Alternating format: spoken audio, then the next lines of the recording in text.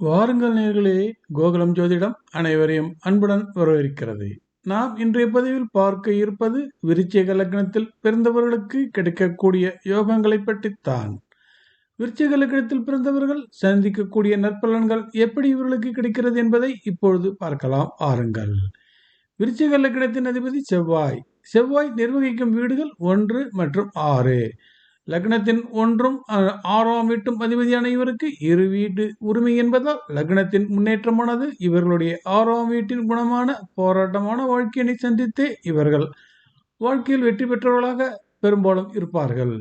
லக்னாதிபதி வளம் பெற்றால் அரசின் பதவிகள், மக்கள் நலப்பணிகள், வழக்கு விவகாரங்கள், பஞ்சாயத்து போன்ற தொடர்புடைய பணிகளில் விரைவான முன்னேற்றம் இவர்களுக்கு கிடைக்கும்.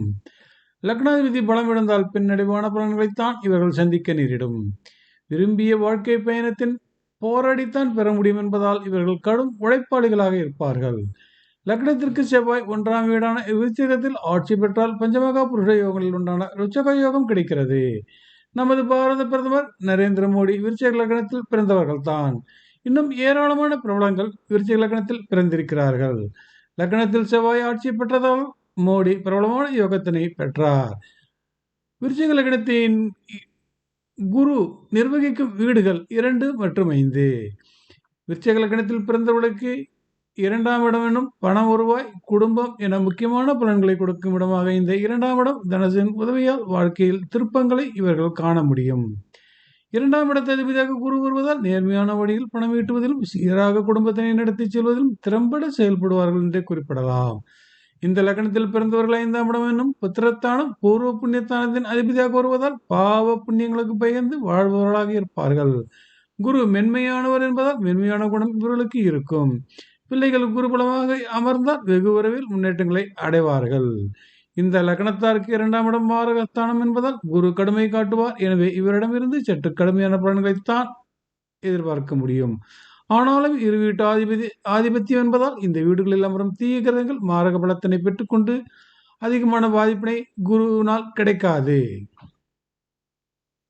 லக்னத்திற்கு குரு 5ஆம் வீடான மீனத்தில் ஆட்சி பெற்றால் அல்லது 9ல் கடகத்தில் உச்சம் பெற்றால் பஞ்சமகா புருஷ யோகங்களில் ஒன்றான அம்சயோகம் கிடைக்கிறது. சனி நிர்வகிக்கும் வீடுகள் 3, 4. லக்னத்திற்கு 3 மற்றும் 4ஆம் வீட்டு அதிபதியான சனி லக்னத்தின் 3 மற்றும் 4ஆம் பாவத்தின் அதிபதியாக வரும் சனி இவர்களுக்கு பாவி என்பதால் தீமை செய்வார். 3ஆம் இடமானது சாதுரியம், வெற்றிக்கான பாதைகளை கண்டறிதல், வியூகம் வகுத்தல் இவர்களை குறிக்கும். லக்னத்தின் 4ஆம் வீடு வாகனம் என சொத்துக்கள் சேர்ப்பதில் கண்ணும் கருத்துமாக இருப்பார்கள். கடுமையான சிந்தனை குணம் கொண்ட இவர்கள் எப்பொழுதும் எதையாவது சிந்தித்துக் கொண்டே இருப்பார்கள். இவர்கள் வாங்கும் சொத்துக்கள் இவர்களுடைய உழைப்பில் கிடைத்ததாகவே இருக்கும். சின்ன விஷயங்களை கூட ரொம்ப யோசித்துத்தான் முடிவெடுப்பார்கள். திட்டங்கள் தீட்டுவதில் வல்லவர்கள். மற்றவர்கள் இதனை கண்டு மிரண்டு போவார்கள். லக்னத்திற்கு சனி 4ஆம் வீட்டில் கும்பத்தில் ஆட்சி பெற்றால் பஞ்சமகா புருஷ யோகங்களில் ஒன்றான சசயோகம் கிடைக்கிறது. சுக்கிரன் நிர்வகிக்கும் வீடுகள் 7, 12. லக்னத்திற்கு 7 மற்றும் 12 அதிபதி சுக்கிரன். களத்திரம் என்னும் 7ஆம் இடத்தின் அதிபதி சுக்கிரன் என்பதால் நல்ல திருமண வாழ்க்கையை கொடுத்தாலும் விரையாதிபதி என்பதால் மனதில் இல்லறத்தினை பொறுத்த மட்டும் தீராத ஆசைகள் அதிகமாயிருக்கும். சுக்கிரன் விரையாதிபதி ஆதிபத்தியம் பெறுவதால் களத்திர மொழி அதிக செலவினம் தவிர்க்க முடியாது. லக்னத்திற்கு சுக்கிரன் 5ஆம் வீடான மீனத்தில் உச்சம் பெற்றால் அல்லது 7ல் ஆட்சி பெற்றால் பஞ்சமகா புருஷ யோகங்களில் ஒன்றான மாளவி யோகம் கிடைக்கிறது. ஜாதகத்தில் இருக்கும் மற்ற தோஷங்களை காட்டும் வல்லமை இந்த யோகத்திற்கு உண்டு. புதன் நிர்வகிக்கும் வீடுகள் 8 மற்றும் 11. லக்னத்திற்கு 8 மற்றும் 11ஆம் வீட்டு அதிபதி புதன். இந்த லக்னத்தில் பிறந்தவர்களுக்கு புதன் கடுமையான கர்மா கிரகமாகும். எல்லா லக்னங்களுக்கும் 8 மற்றும் 11 அதிபதியானவர் முன் ஜென்ம கர்மா என்ன செய்யும் என்பதை, கர்மாப்படி இந்த ஜென்மத்தில் என்ன அனுபவிக்க வேண்டும் என்பதையும் கூறும் இடமாகும். விருச்சிக லக்னத்திற்கு மட்டும் 8 மற்றும் 11 ஆகிய இரு வீட்டு கர்மா வீடுகளும் புதனின் கட்டுப்பாட்டில் வரும். எனவே இவர்கள் புதன் வழி கர்மா கழிக்க முயல வேண்டும். சந்திரன் நிர்வகிக்கும் வீடு 9. லக்னத்திற்கு 9ஆம் வீட்டு அதிபதி சந்திரன் பாக்கியாதிபதியாக வருபவர். பாதகாதிபதியாகவும் வருவதால் ஏராளமான சொத்துக்களை சேர்ப்பார். கிரகங்களின் சோதனைகளை எதிர்கொள்ளும் பொழுது அவரை அந்த சொத்துக்களை அழித்து விடுவார். பெரும்பாலும் இந்த லக்னக்காரர்கள் தம் பெயரில் சொத்துக்கள் வாங்குவதை விட பிறர் பெயரில் வாங்குவார்கள். சிலர் சொத்துக்கள் பிறரால் ஏமாற்றப்படவும் உண்டு.